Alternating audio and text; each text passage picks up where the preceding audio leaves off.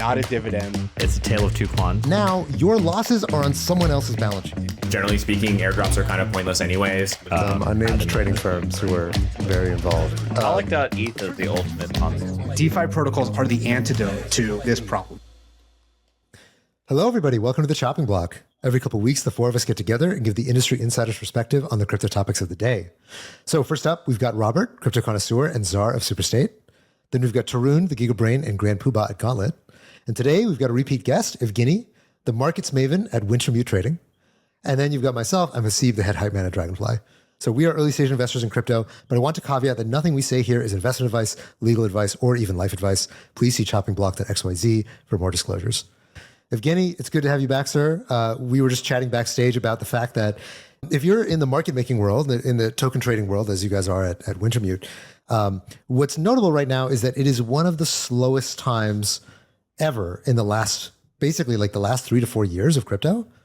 How is that at, on the side of a trading firm? Because we see it from the venture side. What is it like on the trading side? Pretty similar. I guess it's like 2019, basically, more or less. We haven't seen those volumes since like early 2020 in general. It's very slow, especially in spot. It's a bit more busy in derivatives, but just primarily people are gambling a bit more. But yeah, it's ultimately pretty boring. And so I think that's what kind of drives all this like very short attention span for people involved in crypto, all this like new scams once a week that pop up. Yeah, it's all like people are just bored and trying to come up with stuff to do, which actually will cover. There were news articles this week about a token that is a meme coin called Harry Potter Sonic Obama. I forget the ordering. Sonic Inu 10, yeah. 10, that's right. The 10 is doing a lot of work there. Can't forget the 10. I was just reading about this. Apparently, it is a meme coin inspired by a backpack that was found, like a sort of bootlegged backpack that was using a lot of unlicensed images from different American icons. So like Obama and Harry Potter and all this other stuff together Sonic on a single backpack. Character, yeah. And Sonic, the Sonic, which is weirdly kind of inverted colors, kind of trippy Sonic. And this has just developed this cult following. And the ticker for the token is actually Bitcoin. So it is BITCOIN is the ticker for this coin. And right now it's like $150 million market cap. I guess the people are bored. So Evgeny, when you're at a trading firm and it's boring, do you guys just like start trading meme coins? Like what do you do when there's not that much to do? It's mostly building stuff that we didn't have time to build during the bull market, pretty much. Like it's very similar to how it works in TradFi, to be honest. It's like you have slow days and slow periods, bull markets, bear markets, like the same kind of cycles. They're just like longer usually. And during the slow markets, like I don't know, in 2009, you would just build stuff. You work on better algos, you work on better software, better hardware, better everything.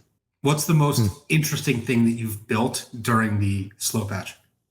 I would say our DeFi stack improved considerably. I think that's the coolest thing we built so far. And yeah, I think that's probably the main thing. And then on the like in general, like we've been much more active on OTC side of things as well. So we build, but it's not really building algos. It's more like building stuff in the background on the back office side, on legal side, compliance side, just being ready. So without leaking too much alpha, how do you interact with DeFi as an organization like yours? I mean, we've been trading on DeFi since 2019. So it's all the usual stuff, like we've been supporting DYDX since the onset and all its incarnations, and we're going to be there for the V4. We've been arbing AMMs pretty much since DeFi summer.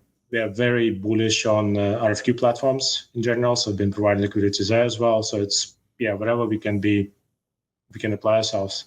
And especially the Ethereum stack, it's really interesting, like post-merge with those basically building the whole vertical effectively, not just arbing, but also block building and like everything pretty much. It became quite complex. Like you have to do much more advanced things compared to like 2-3 years ago. Interesting. So actually, this reminds me that back last year, you were talking about building your DeFi stack. Last year, there were a couple of very, very high profile snafus that took place at Wintermute about your guys' DeFi infrastructure and key management. And I remember on the show, Tarun talked a lot of shit toward Wintermute.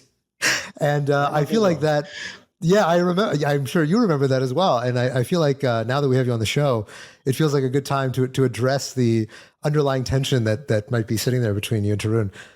Anything that you want to say on Tarun now that you're here? On Tarun. Yeah, no, no, look, it's more like, well, let's put it like this. I don't know, during its history, Wintermute raised, 28, 29 million overall in external funding ever. They're currently sitting at about 450 plus million of equity. So we've been having a pretty impressive growth overall over the last 3 years. We made a lot of mistakes. We generally own those mistakes. We are much more public about those mistakes in general. We very much like to learn from them. We build things better. So like our DeFi stack and whatever not. And great thing about running a prop shop as opposite to fund is you basically, you own your mistakes in a very personal way, like nobody else suffers but you, unless you go bankrupt, which we didn't. And ultimately, hack sucked, like all this, well, basically the DeFi snafus, whatever you call it, sucked. FTX sucked, but ultimately we owned it, we learned from it, we built from it. And ultimately, like, only people who paid from it were Wintermute shareholders who are still doing quite well despite everything. So that's also kind of fine. And yeah, with regards to that particular episode, some people chose to be nice about it. Some people chose to be dicks about it. And I made a notice about the latter part, and let's leave it at that. Very classy response. Tarun, what's your response here? I think I was more angry last year. Also, just like there were a lot of, I think especially around the time of FTX, we saw a lot more kind of like, let's say, bad things that happened. So, I get that it's hard to do these things. At the same time, I do still stand by my claim that culturally, trading firms are usually very bad at OPSEC and security. And that's why on the block building side, if you look at the top block builders and what Evgeny was talking about, a lot of them came from being formal verification people and actually not trading. Like if you look at the top 2 block builders. So I would say that it's just, we are one of the top 2 block builders. I mean, it depends how you measure them. Yeah, I would say your main competitor, however, is much more comes from a different background. Let's put it that way. I still kind of think that ends up being true, and I think it's good that, hey, look, if an institution learns to fix their mistakes, especially if they're forced to, then that's always a good thing. I don't know what you want me to say, Haseeb. You're just like looking. There's nothing in particular I wanted you to say. You're giving me this like menacing look, like I'm waiting. Menacing?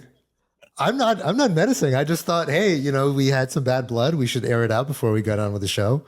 This is the Under the Bridge episode. The water is flowing. Yeah, that's right. That's right. This is. I just feel like you're also forgetting the time scale that when that happened. Like I feel like after that, it was stuff like happened that 9 months ago. Of course. Yeah. I mean, that was just like the beginning of the parade of horribles that took place in crypto.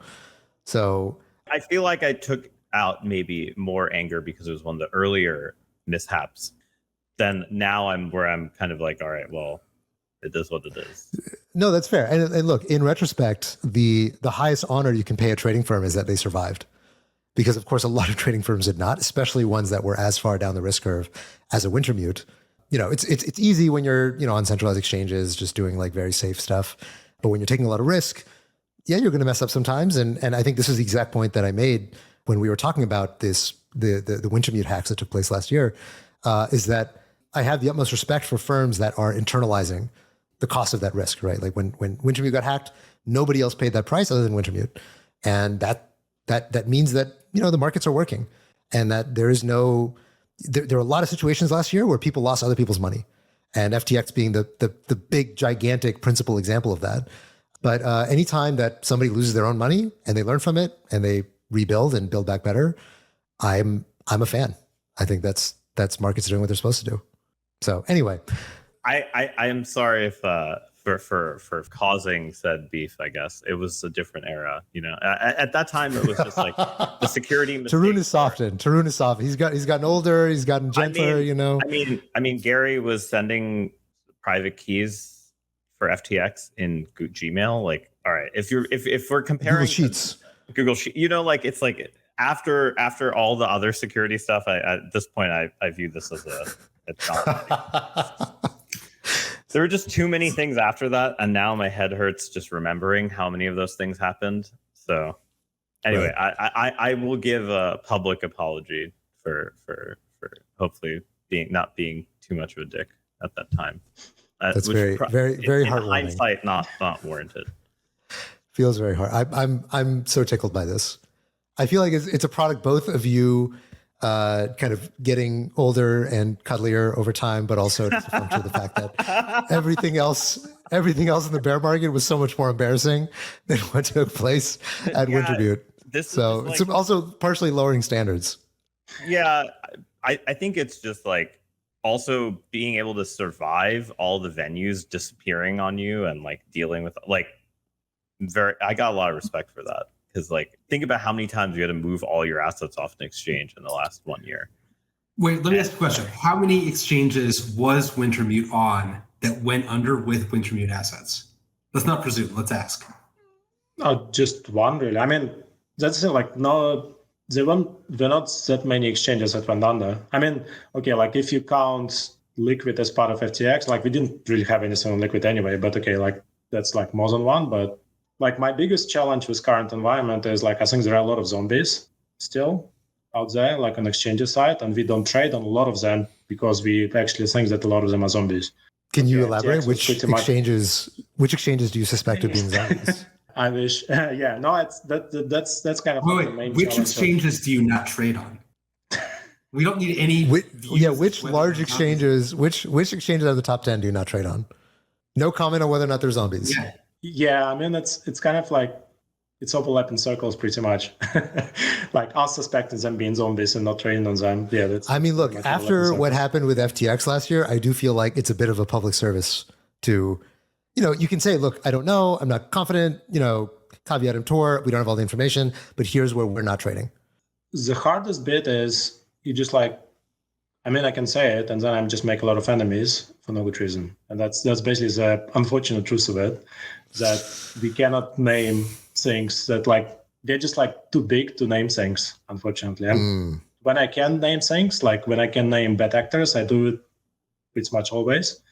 But sometimes it's you just don't know. Okay, there is an exchange and it belongs to a guy, and he's a shady guy, but I don't know. Maybe he'll still be around in 5 years' time. Who knows? Okay, I see.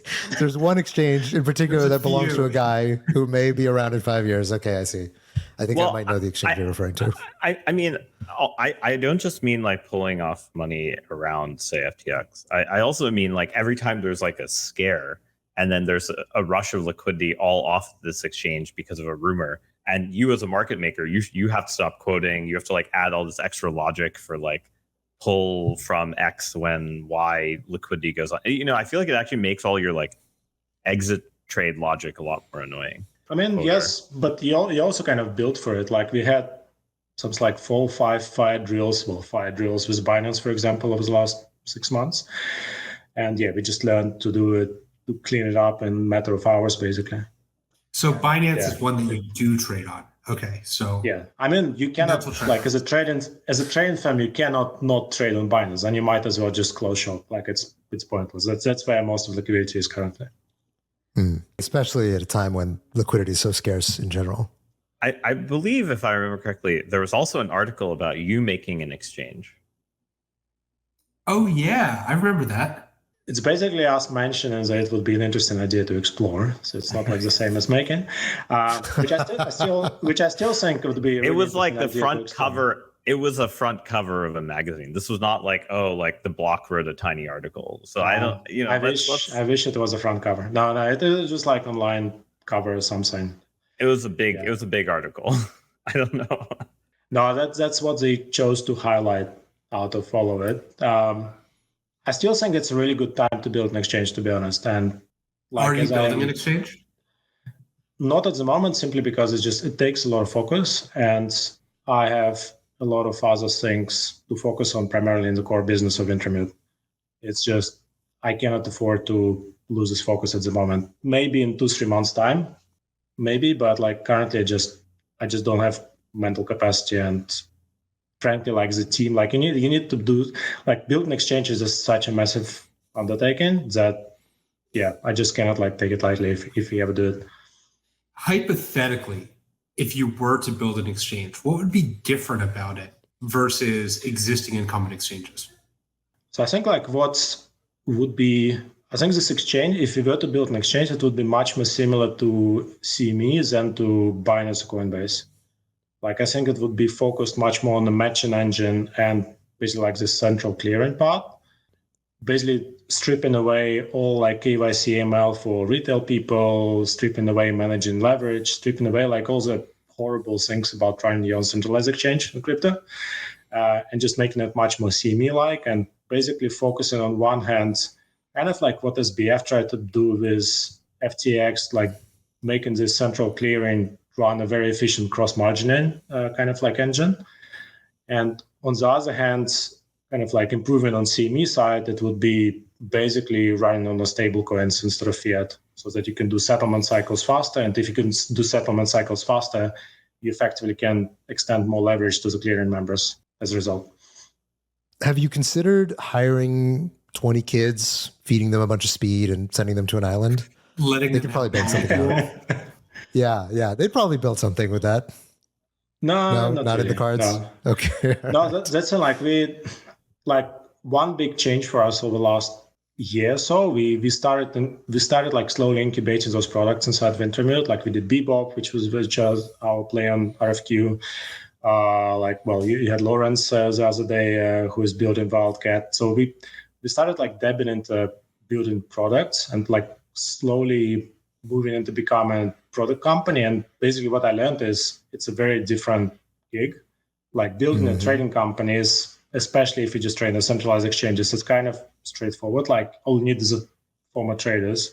And then like as it becomes more complex, you like give them more support with back office operations and everything else, and like hire better developers and everything. That's great. But ultimately, product is very different, because as a trading company, you don't have customers. Like it's very easy. Right. You just need to build quick algos or smart algos. As a product company, you actually need to think about a lot more things, and that's what I'm kind of like learning for myself. And exchange is like ultimate boss to conquer, because there is just so much to be built. Well, so speaking of product companies, let's get into the news of the week. So Coinbase has launched, of course, this product that's getting all this attention now, which is Base, their L2. Now, Base, I think last week we talked about how Base had a developer mode that was initially getting some traction, getting some meme coins and rug pulls and all sorts of crypto chicanery. But finally this week, I believe as of August 9th, Base finally launched their mainnet, basically meaning that now there's a nice little interface and you can jump across the bridge and start playing around on top of Base. A bunch of protocols have been deployed there. So Compound, Uniswap, Aave, a lot of the big protocols are now living on Base. The Base numbers actually look pretty strong. So the TVL on Base is about 230 million as of right now, which makes it the number 5 L2 by TVL, behind DYDX, and then DYDX behind ZK Sync. Their daily active users or daily active addresses, I should say, seem to be around 100K. They were growing quite a bit, and now it seems like they've mostly stabilized. Although, who knows, there obviously could be a surge of activity. But as of right now, it doesn't seem like it's going vertical from there. The transactions per second is around 7. Now, that's not like peak throughput. That's like the sustained throughput that it has over the course of the day, which is, again, it's pretty high. If there was a while, actually, I think yesterday, it was actually higher than both Arbitrum 1 and Optimism mainnet. But now it's kind of gotten back in line with the two of them. So it looks like the activity is pretty strong on Base. It's not crazy. It's not quite Binance Smart Chain levels, but it's doing quite well. It seems a lot of the activity on top of Base is meme coins, lots of farming, lots of kind of degenerate excitement. That seems to be the name of the day. I don't know what you guys have been seeing on your feeds, or if you guys have been playing around in some of the applications on top of Base, but what's your guys' take on what's happening in this new ecosystem? Well, I will preface by saying that I have not used Base yet. I am embarrassed to say I've created 0 transactions on Base or bridged assets or done anything.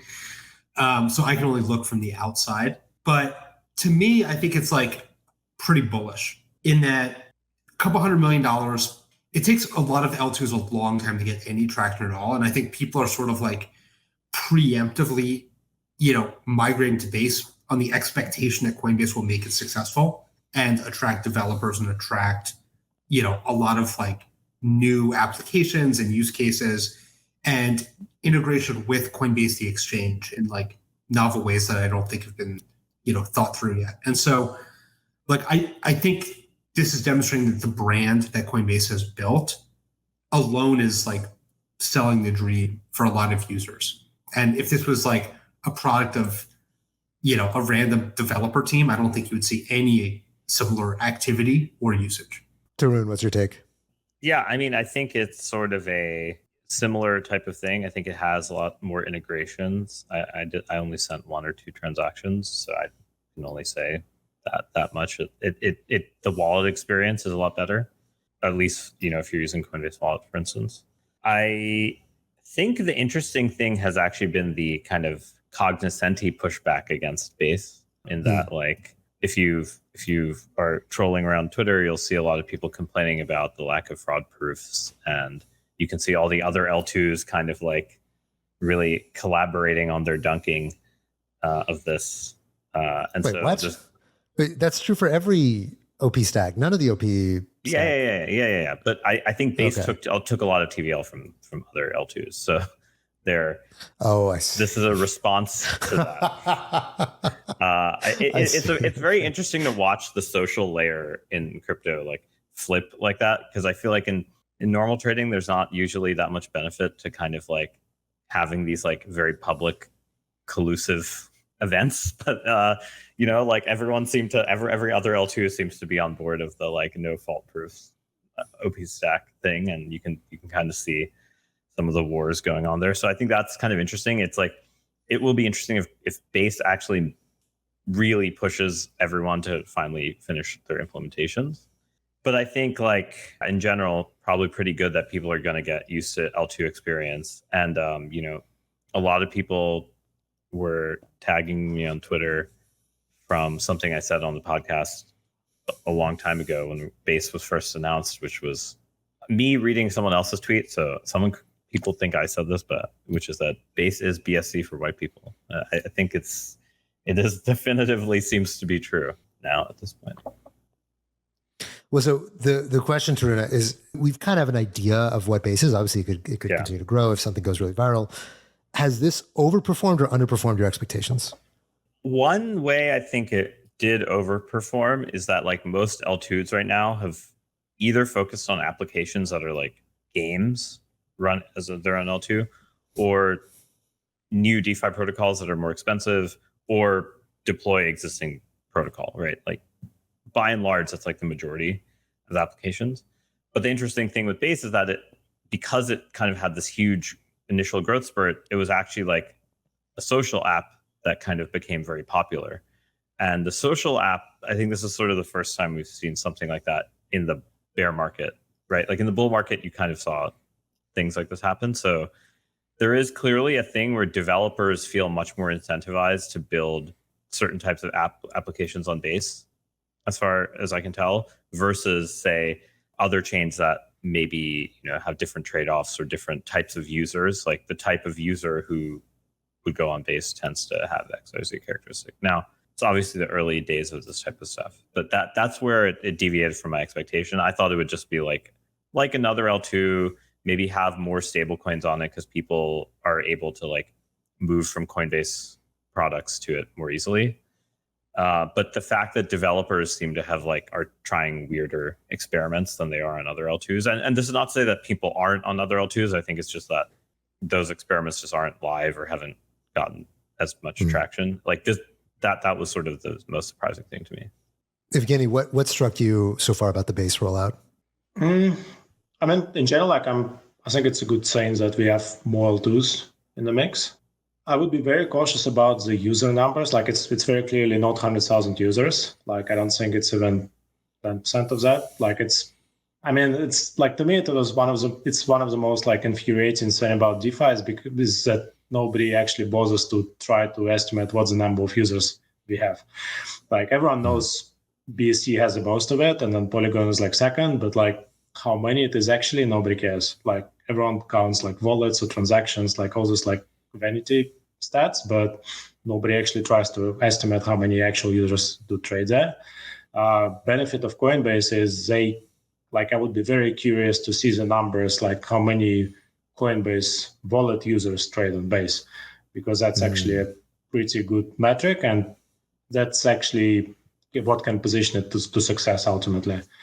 I'm also very curious how Coinbase is going to walk this line between, on one hand, maintaining this, well, either facade or like actual desire to keep it very decentralized, and at the same time to avoid stuff like Bolt happening basically again and again, because we'll see more scams inevitably, and like whether they're going to be actively policing it and trying to prevent it, or they're just going to like continue with Wild West. Yeah, I'm quite curious how they're going to take it.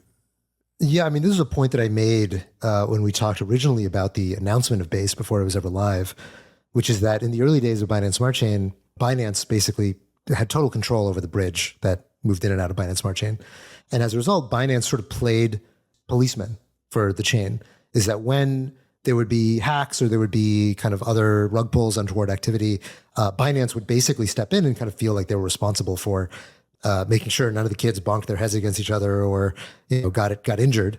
Now, Coinbase hasn't shown yet the willingness to go in and start doing that, basically policing bad actors or making sure that like, okay, we're going to like freeze funds or prevent people from going over the bridge. But the thing is, to Tarun's point that all these, other L2s are complaining about, which is strictly true. If there are no fraud proofs, then it is strictly within the power of the sequencer.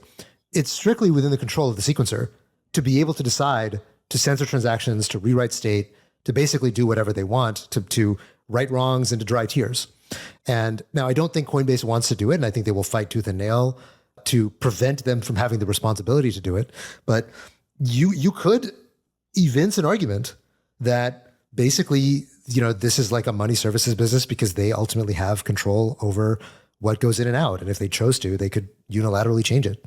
Well, I mean, a sequencer in this way is very similar to, and we haven't used as a society this phrase in like 5 years, but like proof of authority chains. Like this was like a concept like 6 years ago, where it was like, oh no, like we don't have like, a whole set of validators or miners or whatever. We have like, one key or entity that approves or controls the transaction finalization process. And like a sequencer before it's fully decentralized is that it is proof of authority. And it's like, what I find just so amusing about, most L2s is, 6 years ago, if you were like, oh, that chain's proof of authority, like the crypto public would be like revolted, it'd be like, horrifying. And now it's like, oh, that's cool. Like it's an L2, like, of course, like, you just have like one company who runs the sequencer. Like that's the way it works. And like now it's an accepted part of expectations. Maybe Binance is the one that like, sort of started to do away with the like a chain has to be decentralized.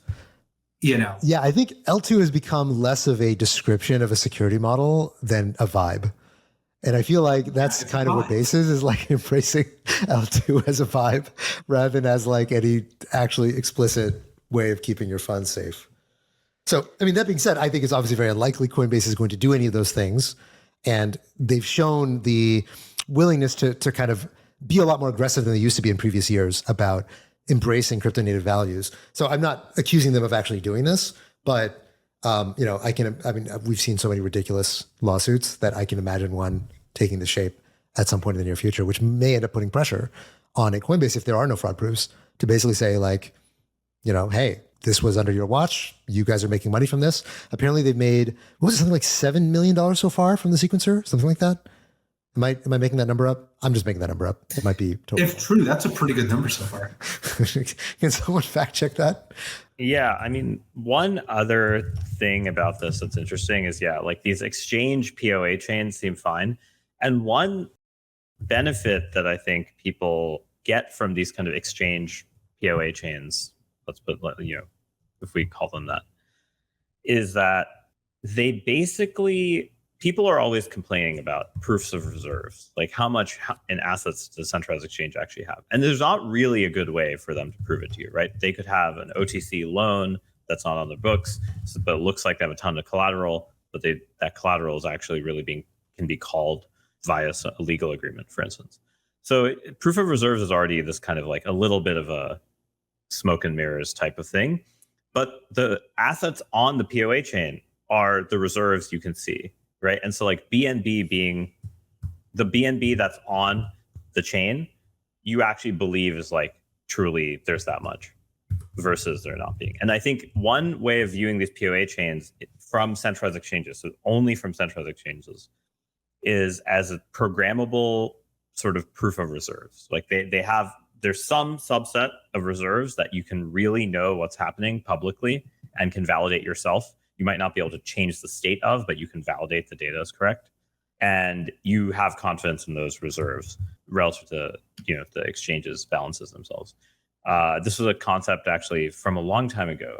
Patrick McCrory, who's I think at the Arbitrum Foundation a long time ago, kind of in 2019 or 2020, I forget, had this description of POA chains by exchanges. And I think in some ways that's why people are fine putting their liquidity there. They're treating it as an extension of this thing they already kind of trust, which is different than say like another OP stack chain, right? Like another OP stack chain is not really an extension of like something you already have confidence fund-wise in. But to that point, the question to me is actually more not the rug pulls, because I don't think Binance really gave a shit about most of the rug pulls, if we're being honest.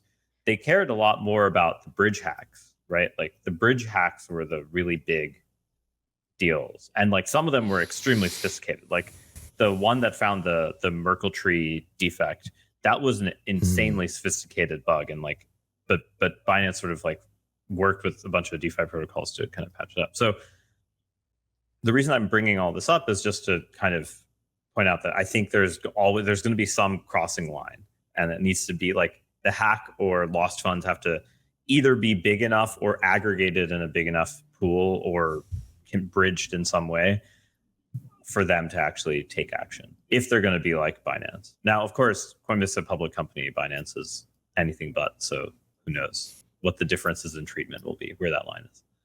So just quick closing the loop on that fact check. So Base right now, their annualized fees are about $58 million. Now, I don't actually know what the take rate is for Coinbase on those fees. So that's like the fees paid on the chain, I presume.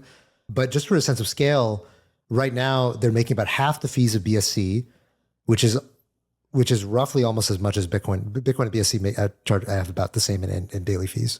So pretty significant volumes. Now, of course, a lot of this is because, there's a bit of a frenzy going on right now, but it's very impressive numbers. Some of those fees go to the OP holders also. So is that already happening? No. It's post hoc revenue share. Okay, that's what I thought. But there is some. So I would say that, there's a bunch of portions of those fees you'll probably have to discount. So what is that portion? Did I read at some point it was 10%? Is it not 10%? Yeah, I forget exactly, because initially they wrote a percentage and then they edited the article. That's right. They removed the percentage. They removed the percentage. So I haven't followed it since then. Yeah. Well, okay, we got to get Jesse from Base on a subsequent show. Does it go to foundation or like how is it distributed? Curious. If you're listening to this episode and you have the answer, please tweet at all of us. Well, we really need like a fact checker on the show. I think we're gonna have Jesse from Base on soon, so we can ask him to give us the details. Great, and then he can neither confirm nor deny any of the things we ask him. It'll be great. Cool. Okay. Well, so Tarun, you were talking about the social activity that's happening on Base. A lot of this has been concentrated into one particular application called friend.tech. So friends.tech, it's become kind of a social phenomenon. Here's basically how it works. So you go to the app friends.tech. It forces you to install it as a as on your mobile phone as an application directly, like a shortcut. And once you install it, then you can buy meme coins of your friends. So if you remember the app BitClout, the BitClout protocol ended up rebranding as DeSo, but BitClout was this old application that was kind of on its own blockchain that did this. So it's kind of a recreation of it, but with some extra social mechanics. If you own someone's token, you can chat with them. Like with BitClout, the people who are you're trading, they get a cut of the transactions. So basically, in this case, on friends.tech, you get a cut of secondary market transaction fees, kind of like a royalty stream, more or less, if people are willing to trade your token. So this app has gotten a lot of social media engagement. So crypto Twitter seems to love friends.tech. It's getting a lot of love. I was looking at some of the stats. It was going pretty nuts over the weekend, but it started to trend down a little bit in engagement. So basically on August 12th, it hit the height of something like 10,000 transactions per day. Now it's down today, something like 600. Actually, this might not be daily. I might be reading this wrong. Sorry, this is an hour. This is hourly. So whatever, do the math. And if you look at the number of uniques, they have been also leveling out. So the buyers and sellers are stabilizing quite a bit, as well as the volumes. So it seems like the numbers are trending down, although there's still a decent amount of engagement in friends.tech. Did any of you guys play around with it or see what's happening there? That was one of my 2 transactions, but I didn't. That was buy 0 of my 0 transactions. Who did you buy? Tarun, who did you buy? myself. Oh, okay. That sounds like insider trading. Yeah, exactly. Possibly also masturbation of some kind. No. Yeah, it's like financial masturbation. I didn't buy anyone else. I just initialized my account. You were sort of self-pleasuring through your friendship with yourself. Yeah, I don't really like these social apps. I just wanted to see what it was like more for the onboarding experience, because right now, probably in the venture world over the last 5 years plus, there's a ton of venture fund L's that are people making wallets for mobile wallets and crypto, right? Like a lot of them just never took off, never got users, ... right? And the premise of a wallet is it's like you can use every application in one thing, right? Like you can do NFT trading, DeFi, bridging, whatever you want, right? But the idea of having this like app specific mobile app, like for this one application, which has a wallet in it, but that's like not the most important part. I think that's kind of an interesting modality. Like I know a bunch of people during the bull market were trying this, but I don't remember any that got as much sort of virality, at least whatever little virality this has had by crypto standards virality, not by like normal world virality.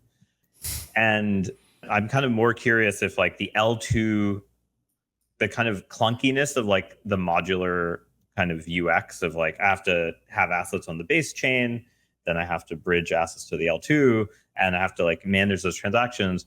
If these like app specific chains that handle that, like kind of hide that from the user for a particular application and deal with that, if that will be a new UX modality we see people use. So to me, that was the most interesting thing about it. It wasn't the actual application itself. It was like this UX change. Like, but again, like obviously the UX I think on friends.tech was very good, but it did really copy a lot of the ideas from DeSo or from BitClout. BitClout did the exact same thing. For sure. No, I agree. And the interesting thing is like the Cognoscenti loved this app, but the Cognoscenti hated DeSo. They hated BitClout. And so it's kind of a but that type of political stuff aside, I do think this app specific or wallet part like may actually, I'm kind of curious if we see a lot more experiments of this form, right? Like I think for gaming, people have like sort of thought about doing this, but no one has actually gotten a ton of users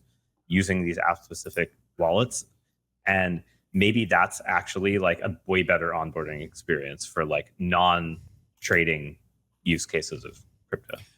Well, I personally think that all UX is going to trend in the direction of easier, even if it's worse from like a security perspective or worse from a decentralization perspective or worse from like any other perspective. Like the people in general, and I'm saying this very broadly, are lazy and like convenience. And this doesn't apply just to crypto. This applies to literally everything in every industry and like every product in every design space. And so I think the end state for wallets, unless there's like intermediate solutions, is like just trending towards simpler and easier and like custom and like wallets integrated for specific applications or specific use cases or, whatever. Like, and we talked about this, I think, on the last show a little bit with Unibot, where it's like, that's a horrible architecture, and it's winning in a sense because it's like so broken.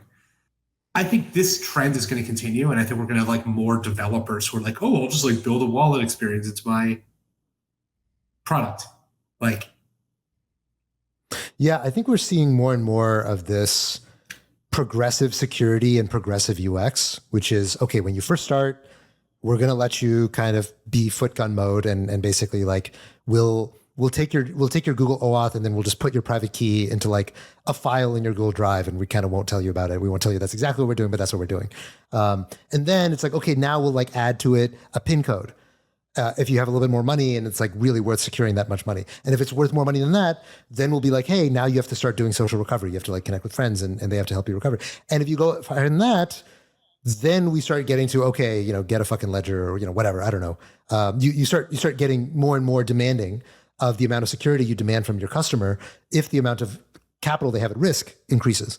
I suspect that's what these mobile UXs and these sort of casual crypto UXs are going to start trending towards. And there will probably be, my guess would be, one or two vendors who basically kind of manage this process for you. And you can sort of twiddle like, hey, when someone has less than $500, it's fine. You can just store it, on the device, or you can store it in their OAuth, or in their Google Drive if they don't have, on-device key management.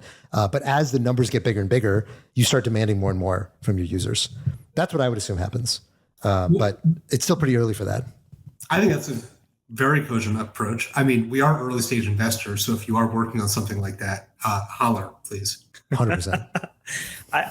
I just think it's going to be interesting because like DeFi is so about composability as the first class primitive in some ways of like, and it's such that the UX was always like for the average user, the non sort of technical and in the weeds user. But it really does feel like maybe not NFTs, but like things that are a little more consumery than NFTs might just trend in this, like they have their own app interface. Because it actually was, the app had a bunch of problems bug-wise, like because I didn't think they expected that many users on day one or something. But honestly, it was a very interesting, like I actually felt like I could tell someone who hates crypto that they could use this versus like, I tell someone, actually I kind of, there's this nice experiment you can do to see how annoying crypto is to your non-crypto friends, which is you give them two wallets on two different chains, maybe one in a Cosmos zone, one in an ETH or an L2. And you say, hey, go buy an NFT in the other place. So you have to figure out how to route across, whether you have enough gas tokens. Cosmos. That's hard. Tarun, this might be why you didn't have any friends to connect with on the app. That's what you're doing to people. No, I'm just saying this is like a way of seeing how bad the UX is versus like this I could actually give to ostensibly anyone I know who's non-crypto. Which is like, I see. Maybe it will be. I'm just making this speculation that like maybe we're going to see this like app specific, like vertically integrated mobile thing, right? Like in some ways, people thought Uniswap wallet or things like that would look like something in that direction. But I think trading and DeFi just doesn't really need to be completely verticalized like that. But social and gaming things seems like way more important to their success. Totally agreed. Evgeny, what do you think? Yeah, I don't know. I am very skeptical of like mass adoption using the existing wallet infrastructure, and like been skeptical for a long time. I think at this stage, probably Coinbase wallet has the best chance of actually capturing a lot of this DeFi activity. When it comes to games, it has to be something as much removed from the user, like even understanding there is blockchain inside of it as possible. Like not even, forget private keys, it has to be like email password kind of thing with something in the background. And then like obviously users facing always like a risk that somebody will hack into the company that stores all the stuff. And I don't think we'll be able to get anything better. Like I really think it's a pipe dream that will get all people using crypto in 10, 20 years to be like self-custody and stuff. Like, I don't think it's happening. Yeah, I mean, my favorite very out there form of how do you get people to not have to know they have a private key is, WorldCoin, ignore the token, but the actual orb is an attested sensor, right? Like it takes some physical image, generates the low dimensional representation, and then that thing has a ZKP of it. If the proof itself could be generate your public private key pair, then you could basically do everything purely from a tested sensor. Like I talk into a microphone, and with enough samples and plus maybe take an eye scan, I generate biometrics. There's no way biometrics are secure enough to be using them as key material. Well, like multiple it can be part of MPC. It can be part. My point is like there's things where it's like it's not just, and you already see that with the centralized providers who do MPC, who make you do some biometrics. But I actually think we'll get to a point where you can deal with the key pair directly, where you can do something such that, hey, with only my Retina, I can move $100 at most. But with Retina plus XYZ, I can now do more, right? I think you're going to have this like graded permissioning thing. Like it right. Seems like that's the best use case. And like I said, to WorldCoin's credit, ignore the token stuff, but the actual sensor, that there is a lot of value in figuring out how to. I don't know, Matt. Generative AI is getting so good. It seems very difficult to be confident that I couldn't replicate your eyeballs or like your irises, your voice, and your facial features for $10,000, $100,000, $1 million. I agree. It's a terrible with unlimited tries. Yeah, it's terrible. Did you see Westworld season 3? I think it was, where this is not a spoiler. And if you're watching and you're really afraid of the spoiler, just stop watching. The evil robot steals the billionaire's money by just taking his thumb and putting it on the iPad. And it's like, transaction completed. All your money has been transferred to the evil robots. And I was like, the whole time I watched that, I was like, oh, what a crazy scenario in which like a thumbprint is like the private key to like a billionaire's entire stack of future crypto money. For sure. I'm not saying that like it's biometrics alone by any means. I'm just more pointing out that the generating of the cryptographic material from the biometrics is actually different than what we have right now, right? Where it's biometrics run that a centralized authority stores, say like Fireblocks or Anchorage or something, or Coinbase for Coinbase custody. And then they just validate that. And once that's valid, then they, use keys that they have. This is actually generating like ephemeral public-private key pairs for your app as a function of your. So it's like the end of the random number or whatever. And yeah, exactly. Like there are ways of doing that in such that the user won't even know there's a public-private key pair at all. Sure. But then really it's coming down to a trusted third party that has the actual key that is verifying your biometrics. The idea is the proof, the whether it might need FHE, so like more strong cryptography, so that part is not clear. But the idea is that the proof generated serves as your ephemeral key. You don't need the third party like you do now with, say, like a centralized custodian. Okay. I guess my thought on this, and there's one more story I want to get to, but like my thought on this is fundamentally, I don't think biometrics in the long run alone will ever be secure because they're not secret. Like, you don't go around hiding your irises from people or never speaking in public or never showing people what you look like. So Face ID, even no matter how many things you combine it with, whether it's iris scans and Face ID and voice checks and all these things, they work right now because, I don't even know why they work right now, to be honest, because all this tech is basically out there. Like years ago, we had the tech to be able to basically do, one of the common ways. I used to work in anti-fraud at Airbnb before I got into crypto, and one of the things that was at that time, like 2015, just starting to be state of the art, was being able to take like a photo of somebody from a passport and generate 3D video that would pass liveness detection, right? So oftentimes when you're doing KYC, they want to prove you're the person in the passport. They'll say like, hold your right arm up, move it to the center, then move it over here, whatever. This is called liveness detection. Try to prove that you didn't just create a static image of this person in this passport or this driver's license. That is trivial now. Like children can basically generate these real time streaming videos that mask you as being somebody else. And so all the stuff like the tech to defeat all of this is all already here. So I suspect that we are eventually going to have to fall back to just like old fashioned hardware security or some kind of, sort of chain of trust type thing. I don't know. Or you just get a wallet with every single app and it's zero security. And when you get paranoid, you go to higher security. Yeah. Yeah. I think biometrics for small dollar value, like that's for small dollar, it works. You have to have some, you're going to have some like system that like automatically figures out what is allowed and permission based on the type of interaction. Right now, that's so clunky. That's actually where I think these app specific, like the verticalized thing of like, my DApp has its own wallet just for this DApp gets it right? Because they basically hide a lot of that from you. You don't have to like sign half the time, stuff like that, right? So the fictional company that we're all investing in that does this for all the apps of the future, which a founder who's listening right now is going to create and let us know about. Biometrics can be level 2. Level 1 is like, it just is the wallet. You don't even know it's there. Level 2 is like, it's a photo of your face is like this, security. Yeah, I think as part of that ladder of security, I think like biometrics do fit in there as like, okay, your mom isn't going to be able to, to take replicate your Face ID, or some random person who steals your phone, if you just get mugged in the street. But as you're talking about targeted attacks, which more and more of what's happening in crypto is really defending against targeted attacks, not man on the street, not, I lost my phone, on the subway and then someone stole my money.